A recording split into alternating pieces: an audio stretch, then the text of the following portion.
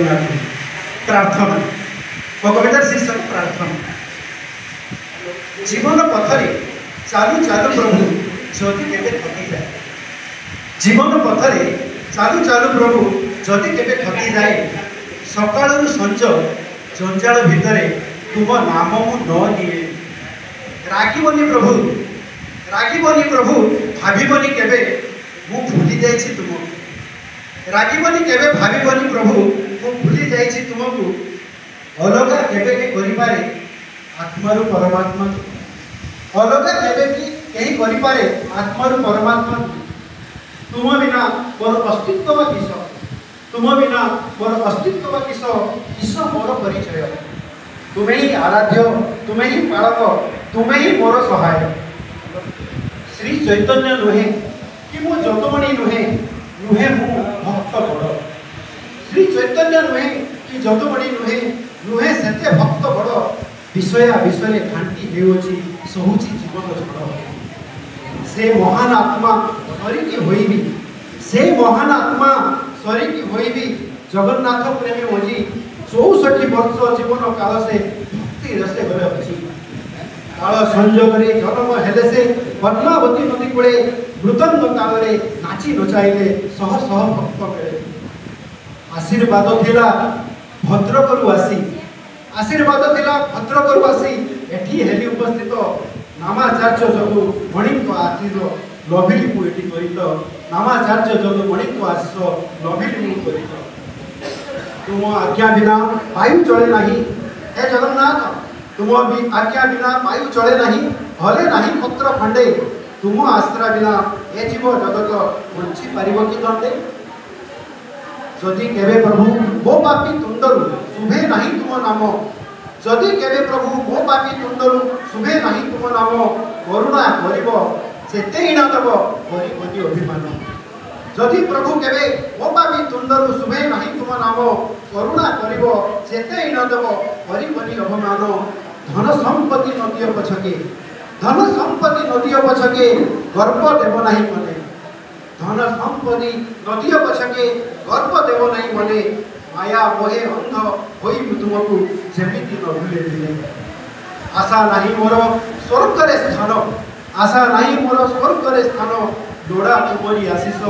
एतिकी प्रार्थना तुंडे नाम थाउ सरीबा जाए मो प्रश्वास सरीबा जाए मो प्रश्वास जय भजरे मन राम नाम कृष्ण नाम भजरे मन राम नाम कृष्ण नाम भजरे से नाम को भजी भजी सही रूपे कले भजी से नाम को भजी भजी सही रूपे कले भजी सब दुख हेब सीना दूर रे भजरे मन राम नाम कृष्ण नाम भजरे सही परम पुरुष परम कारुणिक परम दयामय जो घर माटी घर भितरे चाल छपर भितरे दिन रे देखती सूर्य राति रे देखती चांद सही परिवार भितरु जे कृष्ण नाम हरि नाम को भजुथिले कविता शीर्षक जय जय जनु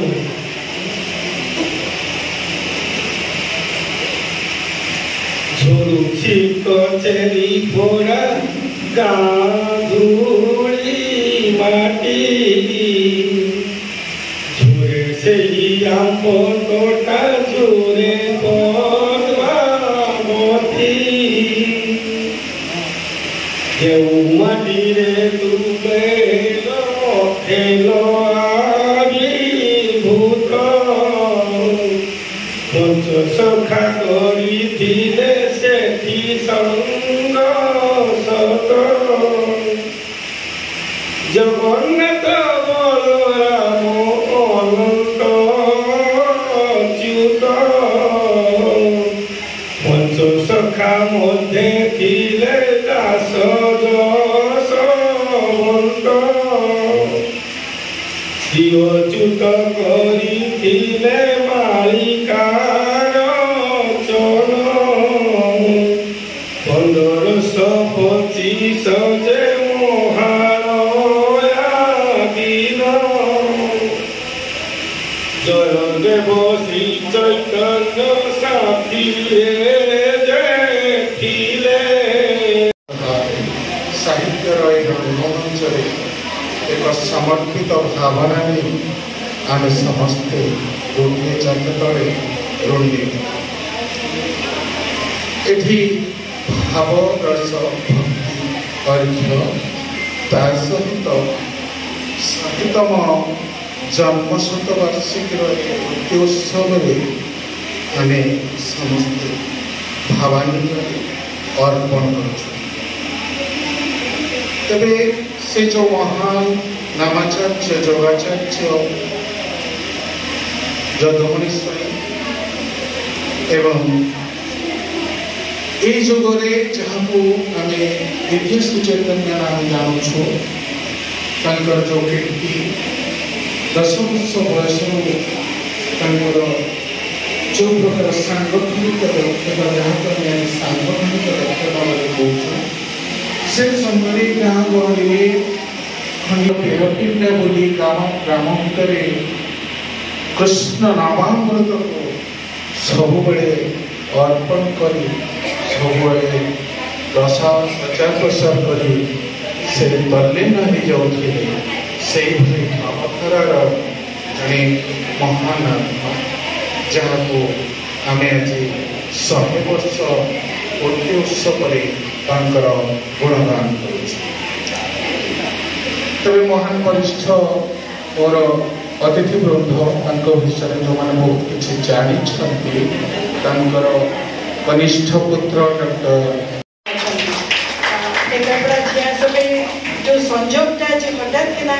प्रभु श्री जगन्नाथ महाप्रभु इच्छा ता व्यतीत आउ किछि नो बलदेव जी अच्छा आमर केन्द्रापड़ा जगन्नाथ को मु सब बेले मोर प्रथम स्वामी भावे जहाँ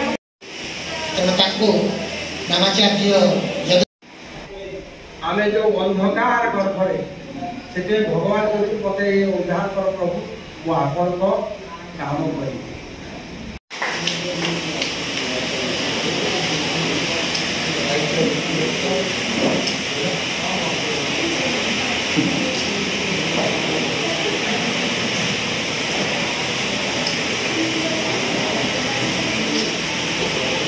एभली एक पवित्र महात्मा शतवार्षिक जन्म जयंती पालन कर जगन्नाथ चेतनार मूल उत्स प्राणकेन्द्र जहाँकि सारा ओडिशार सनातन धर्मी मानकर हृदय स्पंदन जे